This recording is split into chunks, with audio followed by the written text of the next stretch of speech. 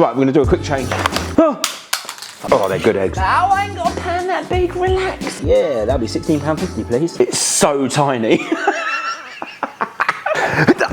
I'm feeling fruity. I got myself some eggs. What we're gonna do in this one is we're gonna talk about eggs, obviously. We're gonna do poached eggs. There's a couple of different methods on how to do a poached egg. There's two that I've never done before, and there's one which is the way that I always do it. So we're gonna kind of do it as a bit of a test. But first things first, let's lesson in eggs. Dun, dun, dun, dun, dun. I suppose I'm just gonna draw an egg. That's an egg, yeah? Yolk, white. Now for me, a perfect poached egg looks very similar to that, like a grand old testicle. How do you achieve that? It's science. If you have a pan of water like this, nice deep pan, as the egg hits the liquid, and this is liquid, it will hit and it will look flat because it will be like, oh, splash. But then as it comes down, imagine it's gonna fall like a teardrop.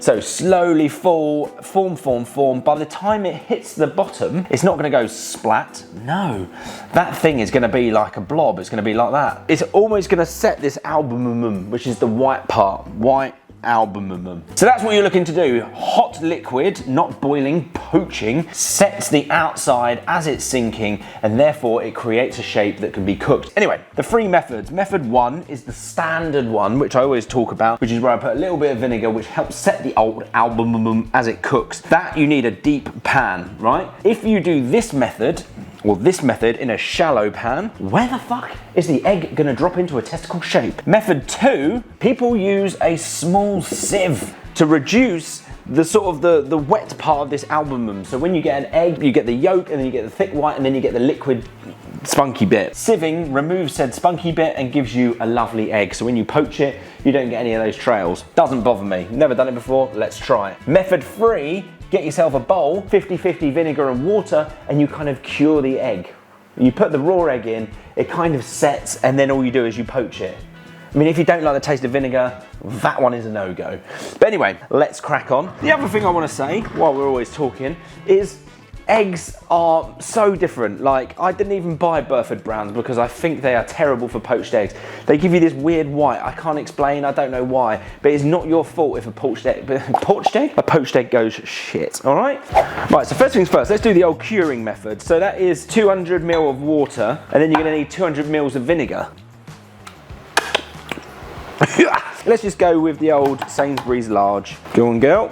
You see that it's starting to like cure already around the outside. I'm gonna stick another one in there. Let's go for a different one. Let's go Hode's Farm. Anyway, right, that's cracking on.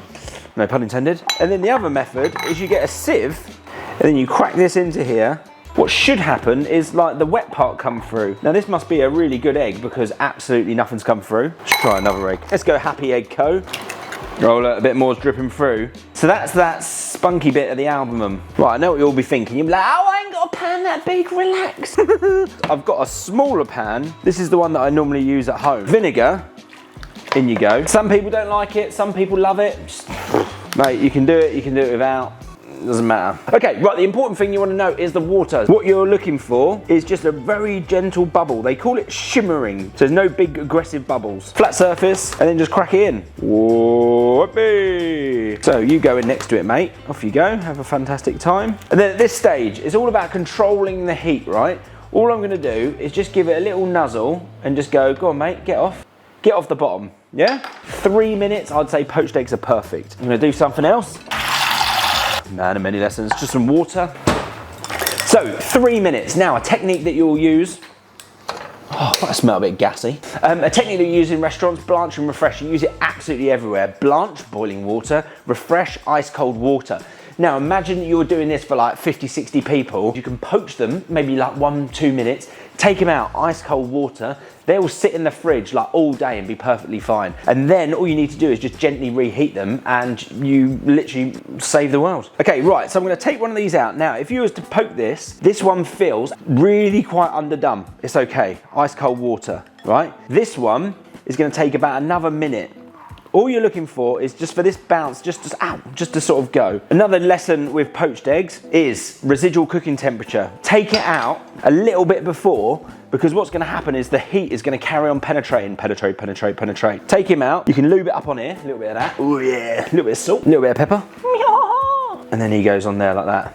Beautiful. Then this one in here, this is the one that I was telling you about the technique, that's blanch and refresh. So he is really under, so he's really quite raw, almost splitting on the sides. In the morning, you're in a bit of a rush, just plop them in. Imagine if you're like, every morning I want to have 4 poached eggs. Do 4 poached eggs the night before, plop it in the water, 1 minute, and then he'll come out exactly like that. So this would be perfect. Look, you can see, bosh. Poached egg, lovely.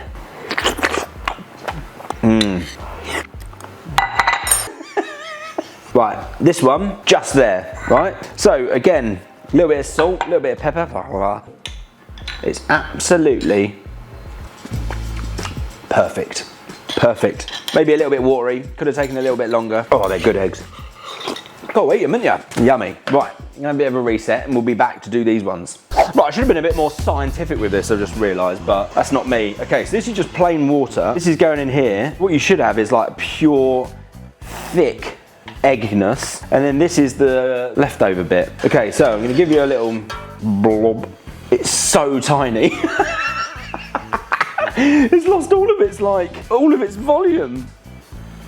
Right, you're gonna go in. Oh my God, that one is gelatinous. That is a good one. So from this very unscientific study, these ones cook so quickly because that little spunky bit is gone. So this one here, this white goes so rubbery, and it's sometimes the posh eggs. That's why I don't use Burford Browns. And I think it was these ones. I'll have to double check. We have to get the rewind, do a bit of scientific experimentation. Let's go Happy Egg Co. Oh look, a bit more's dripping through. There you go. Let's do another quick one while I'm here. I think it's these. So it's not your fault, that's what I'm saying. Pick a decent egg. I'll be able to tell quite quickly. Is it you? Maybe it's you. I think it might be this one. It's this one. Where did I just take that from? Happy Eggs. Happy Eggs, rich in vitamin D, shit, for a poached egg. That was the one that lost all of its water, and the white will go rubbery. And this is what happens. Look, fried egg. Bad. It's not your fault, this is what I'm trying to get at. I don't want to have a pop at Happy Eggs because maybe they make delicious French omelettes or whatever, but terrible poached eggs. Anyway, we've got these ones now. You see, look, it's kind of formed this weird seal. But I don't know how you meant to get these out. How you meant to... I've got him though. He's semi-cured. Let's give you a little spin around. I reckon this is gonna be good. In your plop. Ooh. Looks like it's got a nice shape to it. Oh, it looks pretty good actually. This one, I just don't know what's gonna, it's not even set. It's just all alone. Poor thing. Let's cook him anyway, we'll eat him. Oh no, card's full. Ah! Right, we're gonna do a quick change. Oh. Okay, how are these getting on? I can't even see them. Oh, this one's perfect. Yeah, absolutely perfect. Absolutely nailed it. Just tastes like an egg yolk. Okay, look at this. Look. Bob, bob, bob. That is one perfect looking poached egg. Right, I'm gonna let him chill there for a bit because I'm gonna try and show you how you can elevate something very, very quickly. Okay, so you've got your poached eggs. Now, obviously you'd have this done before, but if you was doing this for someone and you just wanted to sex things up, a little bit of dry spice. This is just some cumin. So we're doing a riff on a dukkha, right? Just gonna crumble these pecans in. Dukkha is like a Middle Eastern nutty spice blend, more traditionally done with like hazelnuts, cumin, coriander. But this is where the wonderful thing of cooking can come in. You can just riff on top of things. So crispy onions, absolutely 112% not traditional. Fennel seeds, yeah, why not? Add a little bit of floral hit. Coriander seeds, just a little bit, and then just toast these off. Right, so this is just a little bit of frozen bread. I'm gonna put that in the pan. I think this is running out of gas. This is absolutely not going to plan. Lock, there we go. You're now toasting, where's my avocado? Spoon, I ain't got a spoon. Right, so the idea of this is not to be completely underprepared, but to be prepared. We're actually in a very good place. Season that, toasted bread.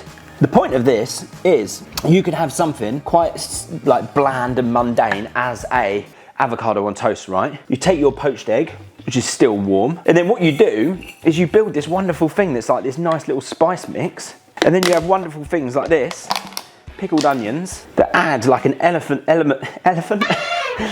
of absolute joy and slap. There you go. That is how you elevate something very quickly. Look. Woo, yeah, that'll be £16.50, please. It's been sitting there, I would say, for about 4 or 5 minutes, but still sort of semi-runny in the middle. But then this little nutty duca just adds to it.